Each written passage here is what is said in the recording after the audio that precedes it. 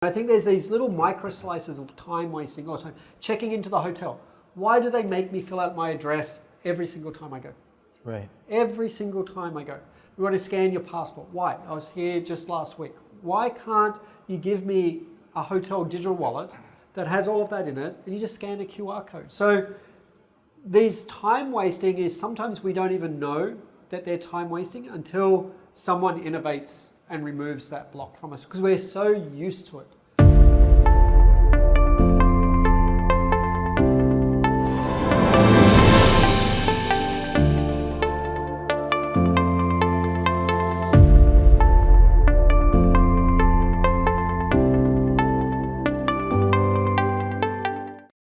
Hi, welcome to the Innovation Ecosystem. Gentlemen, please introduce yourselves. Thanks for having us on. My name is Jerome Eger. I'm the CEO and founder of Smile API. We provide employment information within seconds for loan origination, for lenders throughout the region in Southeast Asia. We're in the Philippines where we put a very strong focus, and yeah, happy to be on the podcast. And I'm Glenn Gore, CEO for Affinidi, where we're changing data ownership for good. So working on technologies such as verifiable credentials, self-sovereign identity, and decentralized information exchanges, and really about how that changes the way we work, live, and play. So I just need to ask, are you basically the digital equivalent of an anarchist? Yes, we are. If you see our office in Berlin, actually, there's a big piece of graffiti on the wall that says, "Something your digital borders." I think I made the German uncomfortable. But I'm not wrong, right? You're taking all the centralized stuff and you're really getting rid of it, right? I think it's kind of like what is required in our day and age to open up a little bit the boundaries of what has been possible before and what the digital economy really requires right now. If you look at the infrastructure like 20 years ago, possibly you would not have been able, first of all, there were no smartphones, right? Mm-hmm. And now smartphones walking through your life, it requires to bring friction really down.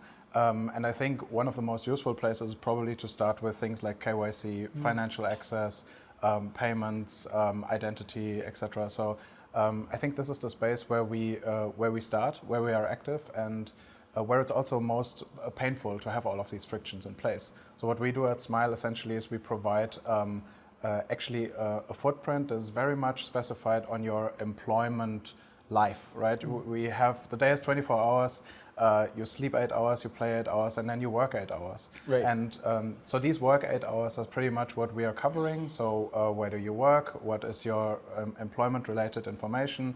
In some cases, you want to show to, for instance, to a lender, how much money do you make? That's very important for loan origination in order to assess risk and to bring interest rates down. That's really what drives the economy, right? The flood lifts all the boats, you know that saying, and this is kind of like what we provide through an API within seconds to a lender. And so therefore, this is our contribution to that opening up of the digital economy. So people might say that this is the oil of the 21st century, right? This data. So I think we are processors of oil in that sense. The good oil. Yeah, the good oil. Green oil. And no the oil that you own yourself, right? So, right. Yeah. Well, I mean that is kind of the revolutionary idea. I don't think anyone really considers the idea that they should own that their data is theirs. Yeah, I think the unfortunate thing is we live in the information age, but right.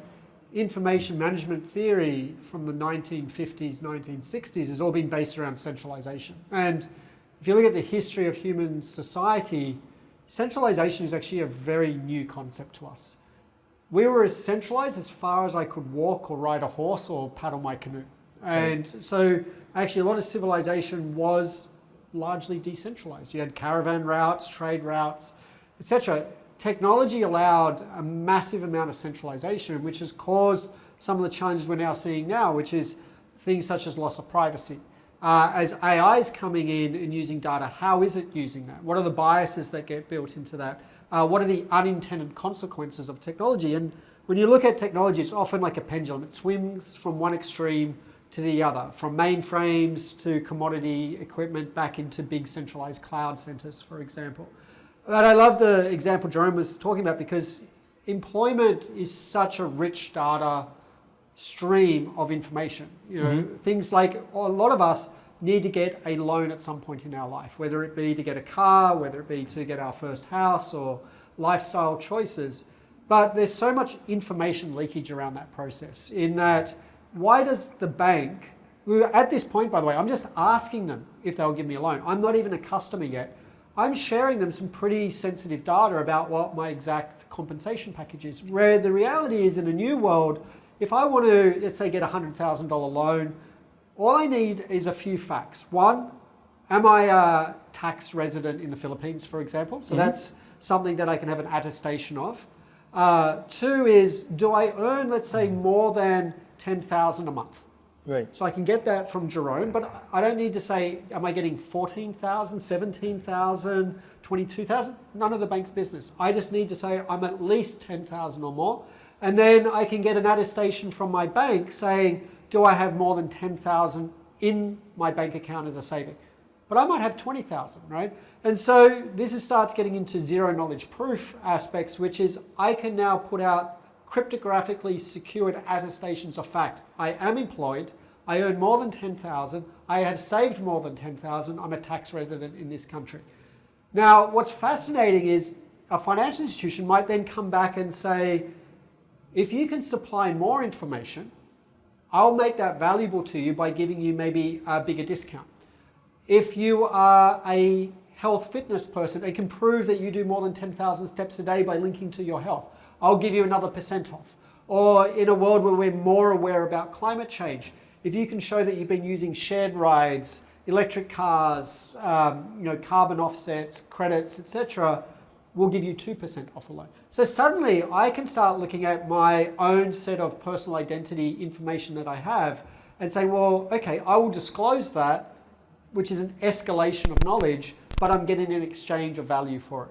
And so it's really powerful what you can do with this. It's true. And now, okay, so I can see very clearly that where you're going with this, although the consumer owns their data and it's centralized with the consumer, the primary beneficiary of all of this data is a prospective employer, a prospective lender, a prospective, and it's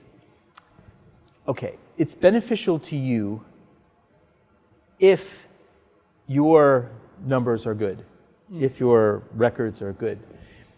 There is this idea called the burden of personal history, right? There are many people inside of their world, they've had criminal activity in the past, or they've made mistakes in their past. And at a certain point, sometimes people want to reinvent themselves or go in a different direction. Wouldn't this particular type of system that you're talking about kind of prevent that from happening? No, not at all. No. So what you're starting to talk about is reputation systems. Right. Or again, in a decentralized world, today we have reputation systems that are run off centralized data stores. Right. So my bank has a view of what my reputation is, but it's actually such a narrow slice of my history. What you want when you have a decentralized ecosystem is you can have systems of reputation. Right. And in systems of reputation, you also then want to think about evaporative reputation, which is how much time in the past do I need to go back? So for example, if I'm trying to pick a restaurant I want to eat at in the middle of tonight, I probably don't care about reviews that are more than a month or two old, to be honest, right? Like a review from 2 years ago, staff probably aren't even there anymore. So as you look at the actions we take, I think we can be more selective about how far back, doesn't matter. The second thing is the data that we work on in a centralized system is actually incredibly basic. You think about it, like credit score system, how's that actually based on? Is that a good representation that you're a good human being? Right. Versus looking at things like what are my gig market ratings, for example. If I'm 5-star on Airbnb and Uber and Grab and all of that, maybe that's a better signal that I'm a decent person. But we also can go further and know that there's research, particularly with loans, for example, that actually one of the best signals we've discovered is punctuality. So if you're just somebody who turns up at work on time, and we can measure that with location-based data on a phone, knowing where your workplace is, you're more likely to pay back that loan. Interesting. So one of the things that I'm kind of, so it's 5 years in the future and this is caught on. What are some of the things that we in society are used to having or doing or that will disappear, that won't be there anymore as a result of this? Yeah. So I think I would also like to ask, to give an answer on that first question, because I think it's very significant. First of all, there are rules in place. There's a law, there's a Data Protection Act specifically in the Philippines, and there are also other acts for data protection, the GDPR in the EU, and there is a right to be forgotten. And if anything, you mentioned, Glenn, the big mainframe infrastructure, which is more centralized. That makes it much, much harder to actually enforce your right as a data subject, to have this right of being forgotten actually being executed. Mm-hmm. So if you have companies that are more focused on a specific task, such as creating access to data, or creating a platform that offers distributed ownership of that data, you are much more in control to actually execute your right as a data subject, in some cases, to be forgotten. Mm-hmm. So this is, if anything, this is a step forward for data protection and the rights of the data subject to actually be heard and to take one step forward, as opposed to where we are at the moment. Mm-hmm. So, and to your next question, what's going to happen in the next 5 years? Like, what more specifically, to focus it a little bit, is what will vanish? Yeah, what will disappear? I think there will be a lot less weight, right? So I'm always, I'm quite open about this. I believe, mid-aged male, so on average I'm going to be like 80 years old, so I've got half of my life, so I'm quite straightforward about this. I probably have like 14,000 days left. I try to maximize every second of my life. And if I wait in line for something that is, or I specifically here in Manila, this is a thing you have to, you spend so much time in traffic, right? And if you can eliminate some of that, right, you get more value for your time, which is the one resource that we cannot get back. You can always earn more money to spend more money, right? But your time is so much. There's so much limitation on your time, and it's becoming more and more valuable as we progress towards the end of our individual lives, right? So what will happen in the next 5 years is we will spend less and less time doing the things that are really unnecessary. Administrative things. Administrative, proving who you are, proving what you do, proving all of these things that usually require you to perhaps go to your employer, get something stamped, like, and then physically go to the bank, go to a lender or to a job interview, right? I mean, the pandemic has, the positive side of it, right? The digitization and, lots of meetings that are really facilitating very basic things have moved to, so there will be less and less of these things. These are like the rituals of trust building. That's kind of what you're talking about will disappear. Right. So I think there's one thing specifically where APIs or the blockchain itself, like by so many people also called the trust machine or the infrastructure. If you really go deeper into blockchain and what it means or Web3, or getting information directly from the source. Once the technology is clear and has crossed the chasm, then there's a lot faster adoption, and people don't have to ask anymore where does the information actually come from, because it is widely accepted technology. The browser in the 90s was subject to a lot of scrutiny, but it's actually just a transport medium for something that is on the internet. But I think that you raise a good point, because I don't think the average person really is conscious of the idea of how much of their life they spend in those rituals of trust building, in the pursuit of identity, in the pursuit of acceptance. It's a lot. It's a lot. And and this is the automation of that. Yeah. To eliminate that. No. How much of people's lives do you think they spend on those things? It must be a difficult calculation to make. I mean, shot in the dark, maybe. I don't know. Yeah. This is a difficult. I think it depends on the individual. Also. I think it changes as your life evolves. I think as you move between countries, for example, we know it takes weeks of effort to get housing, open the bank account, get the telephone. And often you end up in this situation where the bank won't give you the bank account because you don't have proof of address. But you can't rent something because you don't have a local bank account. And so you end up with these impossible situations. So what do? We cheat the system. And everyone in the system knows, by the way, that I'll just print something out saying the office address is my home. We've all done it. No, we haven't. This is not being but recorded. I think that is part It's just of, you. It's just me. It's the long hair. But I think, that's the time wasting that you're kind of talking about. And I think, as families come together, for example, and people have kids, there's a huge amount of data that's required when a new human being's created in the world. And how do you establish that? Again, if you look at some of the macro trends, it's less and less likely that the next generation will live, learn, and work in the country that they're born in. We are more globally mobile than ever before. Actually, all three of us are living and working where countries that we haven't. And so if you just think about over our lifetime, how much time has been spent doing paperwork as you move across countries' borders. And sometimes as you get a little bit older, you start realizing, oh no, I've got bits of financial information all over the world, bits of health information, and I can't access it easily. Doing a background check, oh my God, don't even get me started when they say, what are the last countries you've lived in the last 10 years? It's like, wow, that's quite a list. But that's a lot of just time wasting. But then there's also the micro things. Like you look at what Uber did, for example. It was something that we didn't really think of at all, that every time we used a taxi, there was that awkward moment where the taxi stopped in traffic, you're trying to give cash or the credit card over, people are honking the horn, and of course the machine's broken, let me reboot that, and you're just like, I just want to get out of this taxi.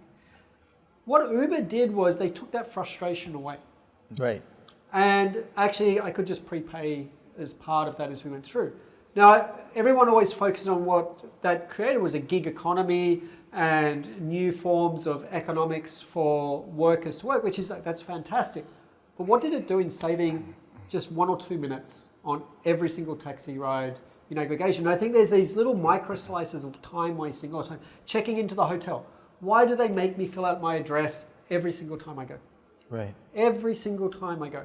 We want to scan your passport. Why? I was here just last week. Why can't you give me a hotel digital wallet that has all of that in it and you just scan a QR code? So these time wasting is sometimes we don't even know that they're time wasting until someone innovates and removes that block from us because we're so used to it. Yeah. And I think that's why it's really hard to put a number on it, but I think it's a much higher number than we suspect.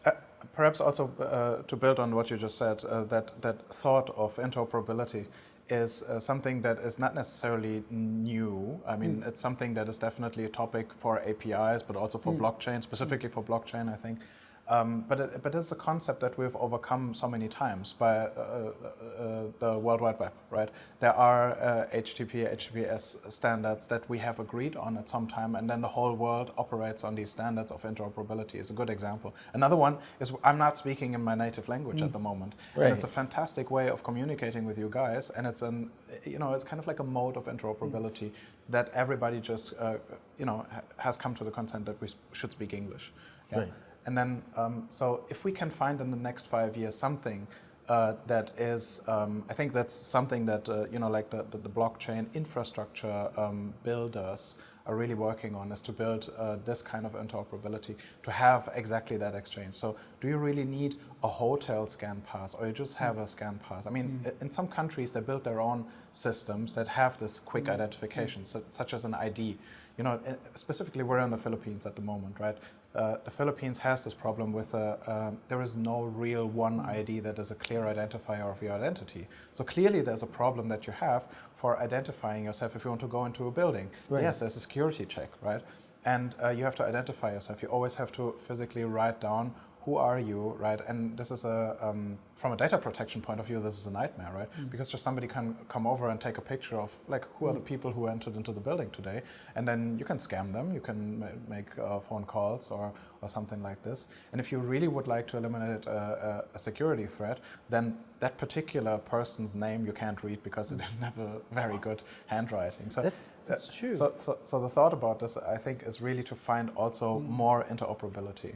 Yeah. Now, there's one final question that I want to ask you about. And so one of the universal discoveries and complaints about, say, Web 2 and social media and things along those lines is that it's caused a fragmentation of society.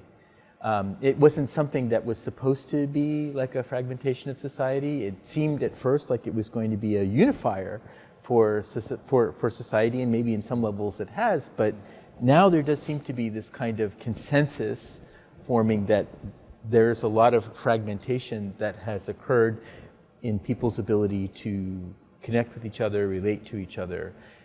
And the question that I want to ask is this technology going to be doing more of that, or is it going to help bring society back together again? You want to dip your toe in the lava? Yeah, I'll jump in that one. So I don't think it's created fragmentation. It's actually done the opposite. It's created consolidation. The tech industry is dominated by 5 companies. Right. Right? It's massive consolidation around the world. You used fragmentation. I think what you're really talking about, what it's created is friction. Yes. There's a lot of friction that's being created. At the same time, massive amount of consolidation. Actually, what you want is fragmentation is not a bad thing. A bit of chaos and disruption in a system is good. We were talking at lunch earlier about the concept of anti-fragility, for example, and anti-fragile architectural models. That's what you want. You want to trade off efficiency against adaptability and flexibility. And in a decentralized economy, which is, I strongly believe, that's what we're heading towards. Now, by saying decentralized economy, I don't mean it's blockchain and it's crypto and all of that. That's not what I'm saying. Decentralization just means that not one single entity is in control. That's decentralized governance. And that there is kind of freer flow of information as it goes through. A side effect of that will be much higher fragmentation. But I think that also allows for much higher customization to everyone's specific and unique needs, and that there will be pockets of innovation that are far easier than the current platform, which is, I can pick one of 5 platforms. I don't have ownership of the environment that I'm in. And that's really the big shift. We talk about Web 1, Web 2, Web 3. In Web 1, we were consumers of largely static content. It was hard to create, didn't change a lot. We were consumers. Web 2 was a convergence of mobile devices with good quality cameras built into them and wireless internet connectivity. And that gave rise to Web 2, where we went from being consumers to producers. YouTube, Facebook, Twitter, TikTok. Now, in the cloud. Cloud, APIs, as the default way of interfaces. That's not a bad thing, right? It's actually good. It drove trillions of dollars of new business models that we never saw before. But it also had unintended consequences. And people often say, what is ownership? And I use just YouTube as an example. If we create our own YouTube channel, and of course we own our video content, I can migrate that video content to another platform. But what I can't migrate is actually what's valuable. The millions of subscribers, the comments, the community, the position I have in the AI that informs the recommendation engine. Whatever new platform I move to, I have to start from scratch again. And that's a big cost, right? So do you have that freedom of movement? Do you have that portability? No.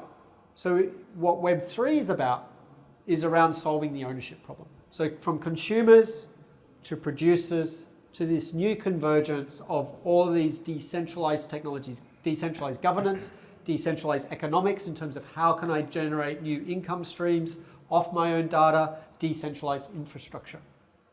That all is there to build trust networks or networks of trust and an ownership model that will fuel the next wave of innovation on the internet. But like the previous two, it will also probably create some unintended consequences. It will lead to Web 4, 5, 6, 7, well into the future. Understood. So it'll create problems we don't know what they are yet. Correct. That's the fun. Solving new problems. Fun. It is. It's opportunity, right? I understand. There's always that way. You asked the question earlier, what's going to disappear? Uh-huh. I can tell you what's going to disappear. Passwords will disappear.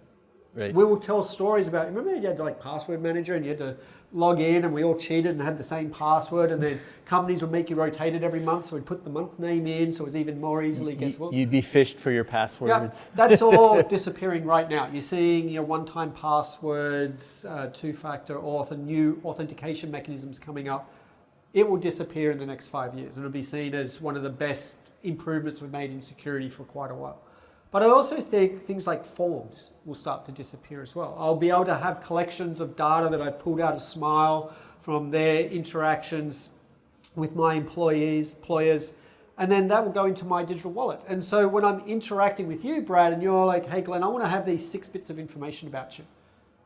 It's just going to come up, and I'm just going to click a button saying I give consent. And by the way, I might give you time-based consent. I might give you consent saying, I'm giving you this access, Brad, but you cannot share this with anyone else. Right.